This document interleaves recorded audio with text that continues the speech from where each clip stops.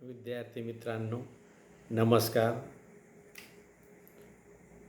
कालच्या तासाला आपण दोन मुद्दे बघितले.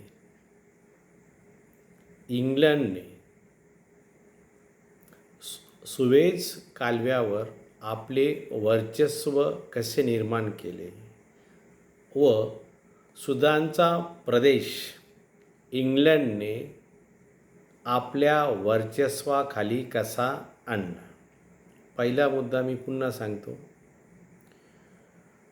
सुएझ कालवा म्हणजे भूमध्य समुद्र व तांबडा समुद्र यांना जोडणारा मार्ग इजिप्त यांनी सुरू केला आणि याचा सर्व खर्च सर्वप्रथम इजिप्त या देशातून केला जात होता. परंतु कालांतराने या खोदकामाचा खर्च जास्त वाढला आणि हे काम फ्रान्स यांच्या देखरेखीखाली थोडक्यात नियंत्रणाखाली चालत होतं. परंतु खर्च वाढला. इजिप्तला नाइलाजाने म्हणजे इच्छा नसतानाही हे काम करण्यासाठी कर्ज घ्यावे लागले. परंतु पुढील काळात या कर्जाची परतफेड करणे इजिप्तला शक्य झाले नाही. घेतलेल्या कर्जावर व्याज दिवसेंदिवस वाढत चालले. शेवटी इजिप्तला हे काम करण्यासाठी जी कंपनी निर्माण केली होती, या कंपनीने या कालव्याचे शेस विकण्यासाठी काढले. आणि मी तुम्हाला सांगितलं की जेवढे युरोपियन राष्ट्र होते त्या सर्व युरोपियन राष्ट्रांमध्ये इंग्लंड हे सगळ्यात पुढं होतं. आपण एक प्रश्न घेतला का इंग्लंडच्या राज्यावर सूर्य मावळत नव्हता. इंग्रजांकडे इतर युरोपियन लोकांपेक्षा दूरदृष्टी जास्त होती. हे आपण बघणारच आहोत.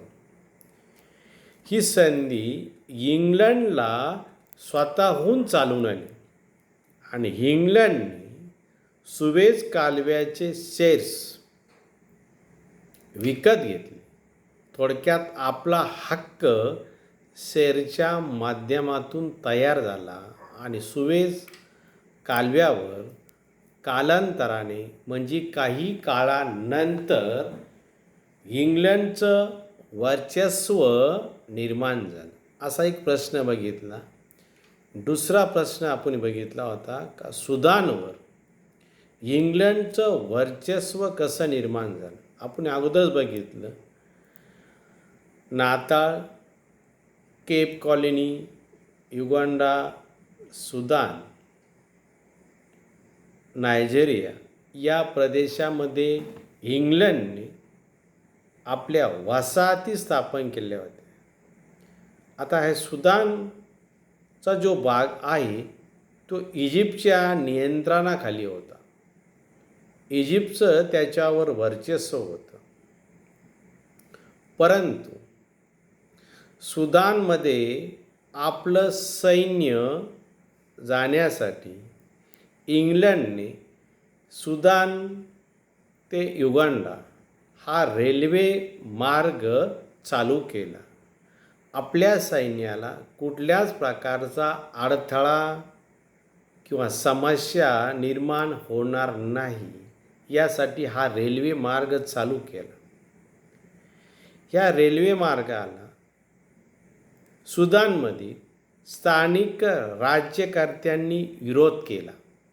परंतु हा विरोध इंग्लंडने मोडून काढला आणि हा रेल्वे मार्ग चालू केला. हे काम करत असताना याला सहकार्य कोणी केलं? फ्रान्सने.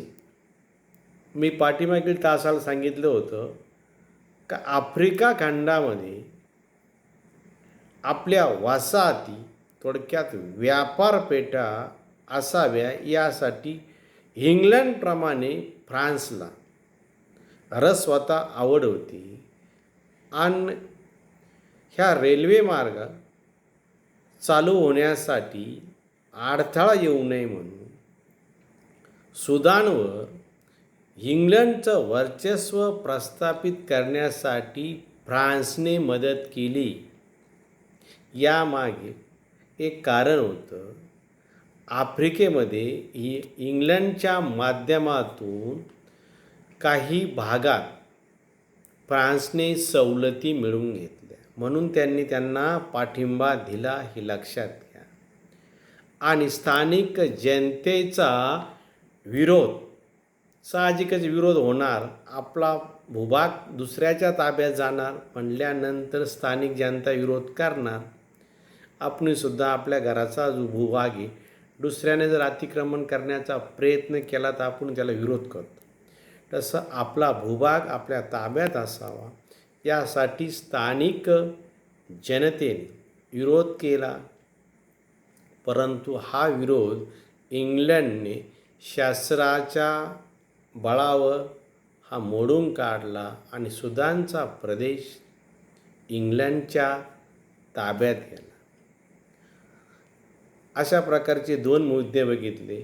इंग्लंड, फ्रान्स, जर्मनी या युरोपियन राष्ट्रांबरोबरच इटली, बेल्जियम, हॉलंड ह्या युरोपियन राष्ट्रांनी आफ्रिका खंडामध्ये आपल्या वसाहती स्थापन केल्या. अशा प्रकारचं आपण युरोपियन वसाहतवाद हे प्रकरण बघितलं. याच्यामध्ये आपण बघितलं प्रथम अमेरिका खंड, दुसरा मुद्दा बघितला आशिया खंड, तिसरा मुद्दा बघितला ऑस्ट्रेलिया खंड आणि चौथा मुद्दा बघितला आफ्रिका खंड. या 4 खंडांमध्ये युरोपियन राष्ट्रांनी आपल्या वसाहती स्थापन केल्या. अशा प्रकारचा ह्या 4 खंडाचा अभ्यास आपण दुसऱ्या प्रकरणामध्ये केला आणि हे प्रकरण या ठिकाणीच आता हे संपलं. पहिल्या प्रकरण आपण बघितलं युरोपातील प्रबोधन आणि विज्ञानाचा विकास. दुसरं प्रकरण बघितलं युरोपीय वसाहतवाद आणि तिसरं प्रकरण आपल्याला बघायचं आहे भारत आणि युरोपीय वसाहतवाद. युरोपियन, मी पुन्हा सांगतो, भारत आणि युरोपीय वसाहतवाद म्हणजे युरोपियन राष्ट्रांनी भारतामध्ये आपल्या वसाहती कशा पद्धतीने स्थापन केल्या याचा अभ्यास आपल्याला ह्या प्रकरणात करायचा आहे आणि याचे कोणते परिणाम झाले हे बघायचे. युरोपियन राष्ट्रांनी ज्या वेगवेगळ्या भागामध्ये वसाहती स्थापन केल्या त्याचा जगाच्या इतिहासावर नेमका कोणता परिणाम झाला हे आपण बघितलं. आता या ठिकाणी भारत आणि युरोप यांचा वसाहतीच्या माध्यमातून जो संबंध आला तो संबंध आपल्याला ह्या ठिकाणी बघायचा आहे. आता मला याची पार्श्वभूमी मी सांगतो का ह्या लोकांना आपल्या वसाहती भारतामध्ये स्थापन करण्यासाठी अनुकूल परिस्थिती कशी निर्माण झाली हे आपल्याला त्या ठिकाणी बघायचं. मी तुम्हाला नेहमी सांगत असतो, कोणतीही घटना घडत असताना पार्श्वभूमी तयार कशी होती याला फार महत्त्वाचं आहे. तशीच इंग्लंड व इतर युरोपियन राष्ट्रांनी भारतामध्ये ज्या वसाहती निर्माण केल्या त्याला भारतीय लोकांनीच पार्श्वभूमी तयार करून दिली. भारतीय लोकांनीच अप्रत्यक्षपणे थोडक्यात पाठिंबा दिला असं म्हणावं लागेल. भारतातील सामाजिक परिस्थिती, भारतीय समाज व्यवस्था जर बघितली तर भारतीय समाज व्यवस्था एकसंघ नव्हती. भारतीय समाजामध्ये अनेक जाती धर्माचे लोक, अनेक वंशाचे लोक, वेगवेगळ्या भाषा बोलणारे लोक, उच्च नीच भेदभाव, वंश श्रेष्ठत्वाची कल्पना म्हणजे आम्ही तुमच्यापेक्षा श्रेष्ठ आहोत असे किंवा असा दाखवणारा वर्ग, समाजामध्ये असणाऱ्या रूढी परंपरा तुम्ही पाहता. मी तुम्हाला 11वीला सांगितलं की आपल्या समाजामध्ये अनेक रूढी परंपरा आहे आणि त्या चालत आलेल्या आहेत. आपल्या पूर्वजांनी केलं म्हणून आपणही पण ते केलंच पाहिजे असं दृष्टिकोन डोळ्यासमोर ठेवून ह्या परंपरा चालूच आहे. याच्यावर मला टीका करायची नाही, परंतु मी ती सांगतो. परंतु मी नेहमी सांगतो काही परंपराचा आपल्यावर वाईट परिणाम होतो. आता रूढी परंपरा तुम्हाला सांगतो, पितृपक्ष चालू आहे. पितृपक्ष हे प्रत्येकाला माहितीच आहे का आपल्या वडिलांचा मृत्यू झाल्यानंतर हिंदू धर्मात त्या व्यक्तीचे पित्र घातले जातात. थोडक्यात चांगल्या पद्धतीच्या त्या व्यक्तीच्या नावाने जेवण तयार करून ते जेवण नैवेद्य दाखवून आपणच घेतो. ही परंपरा आहे. ह्यामुळे भारतीय समाज हा एकसंघ नव्हता, मागासलेला होता. भारतातील शिक्षण पद्धती आधुनिक पद्धतीची नव्हती. त्याच्यामध्ये धर्म, व्याकरण, गणित, साहित्य, धर्म, व्याकरण, गणित, साहित्य याचाच फक्त जास्त समावेश होता. त्याच्यामुळे भारतीय शिक्षण पद्धती ही जास्त विकसित झालेली नव्हती. या उलट युरोप बघू, विरुद्ध बाजूला युरोपमधील शिक्षण पद्धती भारतीय शिक्षण पद्धतीच्या पेक्षा ही पुढारलेली होती. आधुनिक शिक्षण पद्धती होती. वेगवेगळ्या विषयांचा समावेश त्या ठिकाणी होता आणि त्याचप्रमाणे भौतिक शास्त्रामध्ये झालेली प्रगती व वेगवेगळ्या विषयांमध्ये झालेली प्रगती, त्यासाठी त्यांनी वेगवेगळ्या संस्थांची निर्मिती केली आणि यामधून युरोपमध्ये आधुनिक समाज निर्माण झाला. भारतीय समाज त्यांच्या तुलनेत मागासलेला होता.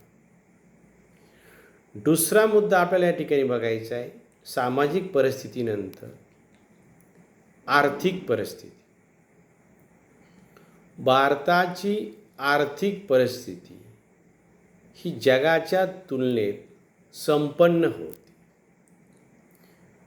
त्याचं कारण म्हणजे भारतामधला असणारा प्रमुख व्यवसाय हा शेती होता. शेती हे उत्पन्नाचं साधन होतं. दुसरं, भारतामध्ये कुशल कारागीर होता. ह्या कारागिरांकडे कौशल्य होतं. कसलं कौशल्य होतं? ह्या कारागिरांनी वेगवेगळ्या क्षेत्रामध्ये आपलं कौशल्य संपादन केलेलं होतं. ह्या कारागिरांनी वेगवेगळ्या धातूंची भांडी बनवली, अलंकार बनवले. त्याचप्रमाणे भारत हा कापड व्यवसायामध्ये अग्रेसर देश होता. सुती कापड, रेशीम कापड, ढाका, बनारस, आग्रा, बडोदा, अहमदाबाद असे प्रमुख शहर व्यापारी केंद्र म्हणून प्रसिद्ध होते. जहाज बांधणीमध्ये सुद्धा भारत हा पुढं होता.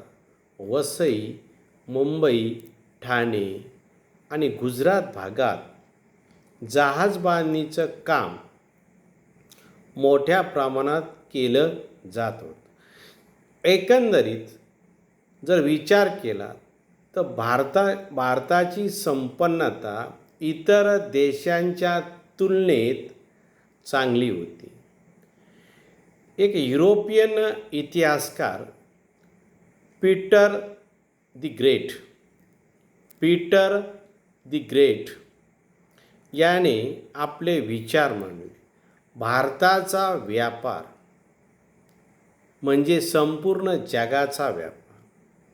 भारताचा व्यापार म्हणजे संपूर्ण जगाचा व्यापार असे भाष्य त्याने केले. म्हणजे थोडक्यात त्यांनी भारताच्या संपन्नतेबद्दल आपले विचार मांडले, भारताचा गौरव केला. एवढा संपन्नशाली देश होता आणि ह्या देशांमध्ये आपल्या वसाहती थोडक्यात व्यापारी केंद्र निर्माण झाले पाहिजे, आपली सत्ता निर्माण झाली पाहिजे असं युरोपियन राष्ट्रांना वाटत होतं. यामध्ये पोर्तुगीज, फ्रेंच, डच, इंग्लंड, पोर्तुगीज, फ्रेंच, डच, इंग्रज यांनी पुढाकार घेतला आणि यांच्यामध्ये व्यापारी केंद्र निर्माण करण्यासाठी सत्ता संघर्ष निर्माण झाला. अशा प्रकारे आपण ही परिस्थिती बघितली. भारताची सामाजिक परिस्थिती कशी होती, आर्थिक परिस्थिती कशी होती. या ठिकाणी आपल्याला पहिला मुद्दा घ्यायचा आहे पोर्तुगीजांनी भारतामध्ये आपल्या वसाहती कशा पद्धतीने स्थापन केल्या. आपण पहिली टेस्ट केली. या पहिल्या टेस्टमध्ये एक शेवटचा प्रश्न टाकला होता मी का भारतामध्ये येणारा पहिला पोर्तुगीज दर्यावधी कोण. तर तुम्हाला मी दिलतं मध्ये नोट्समध्ये वास्को द गामा. बऱ्याच विद्यार्थ्यांनी ते लिहिलं, काहींना ते लिहिता आलं नाही. दर्यावधी म्हणजे खलासी येणारा पण वास्को द गामा. पूर्वेकडे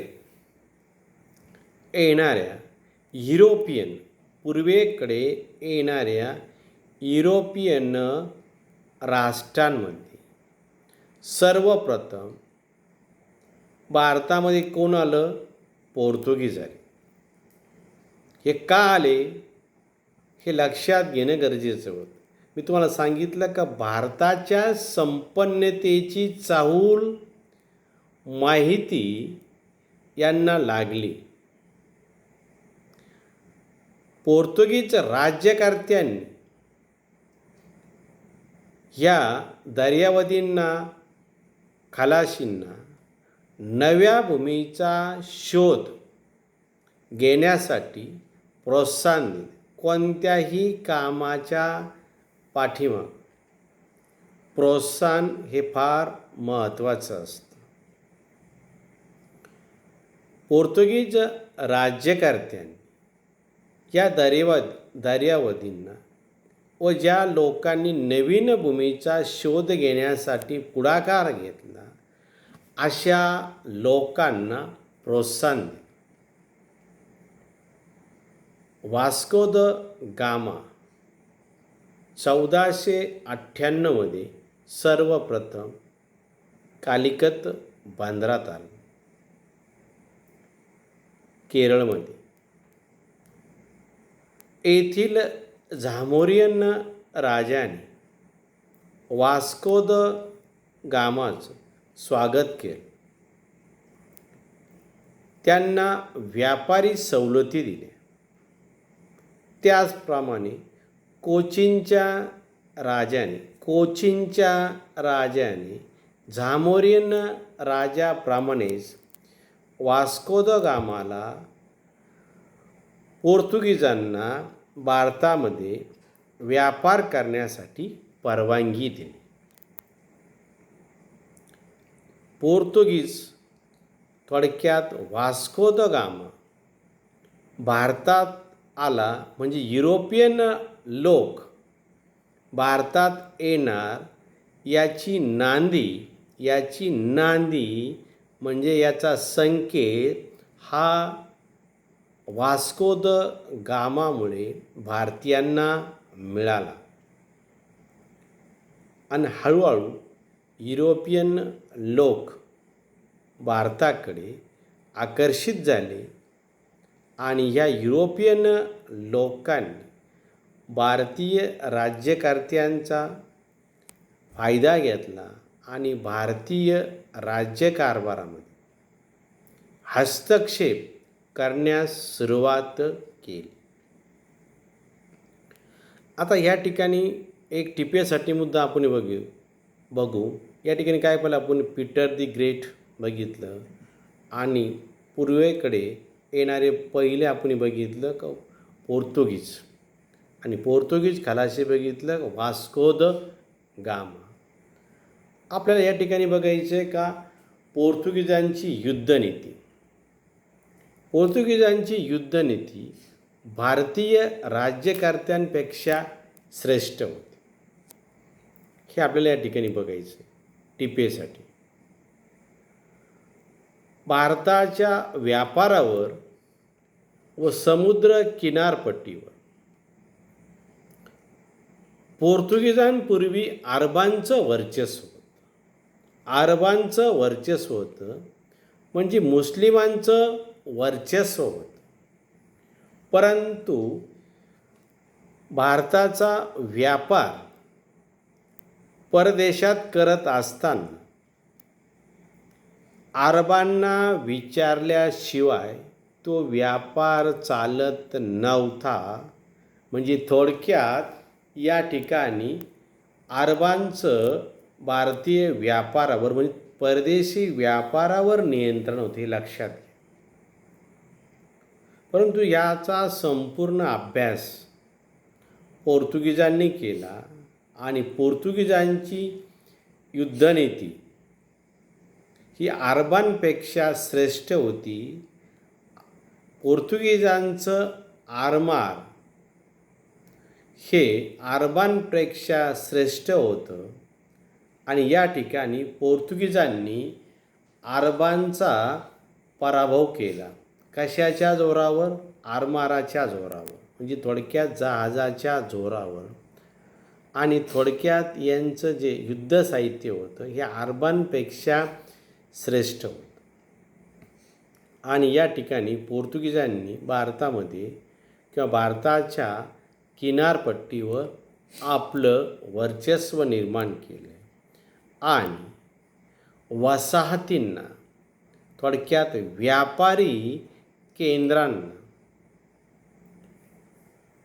संरक्षण मिळण्यासाठी यांनी किल्ल्यांचा वापर केला.